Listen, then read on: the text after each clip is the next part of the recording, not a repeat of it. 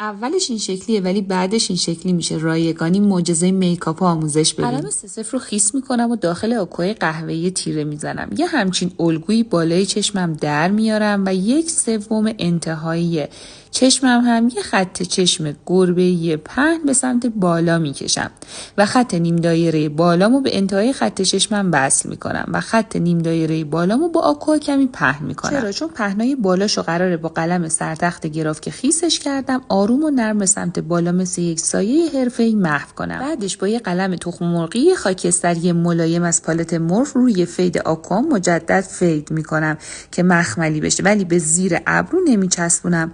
با پنکیک برنز 42 مک بالای سایه خاکستریمو روی پوست فید میکنم. این تکنیک خیلی خوشگل و جذابه و یه رنگ خنثی بهتون میده. رنگ بژو با صدفی از پالت پیلویز ترکیب میکنم و با قلم نمدار زبون گربه‌ای که باعث میشه سایه‌های براق خیلی خوشگل پشت حلقه چشم بخوابه، حلقه چشمم رو یه رنگ صدفی فید میکنم. قلمم خیسه و خیسی قلم باعث براقیت سایم میشه. با چسب نیکس شاین نقره‌ای برند فورور 52 رو پشت پلکم به صورت ضربه‌ای آهسته اضافه میکنم که بسیار جذابش میکنه. با خط چشم اینگلود و قلم سرکش ژیفانشی خط چشممو آهسته و تیکه تیکه روی بن موجم خیلی صاف و آروم میکشم و حتی روی خط چشم قهوه‌ایم هم تا انتها اضافه میکنم که مشکی بشه. مداد رنگی بژ کیکومو داخل چشمم اضافه میکنم و با آکوای قهوه‌ای و 3-0 یه خط چشم نیمه 1 میل پایینتر از چشمم میکشم و زیرشو کمی پهن میکنم تا با قلم نمدار سرتخت بتونم زیر آکوامو به سمت پایین فید کنم. اول و آخر خطم به صورت خیلی تیز و محو فید میکنم.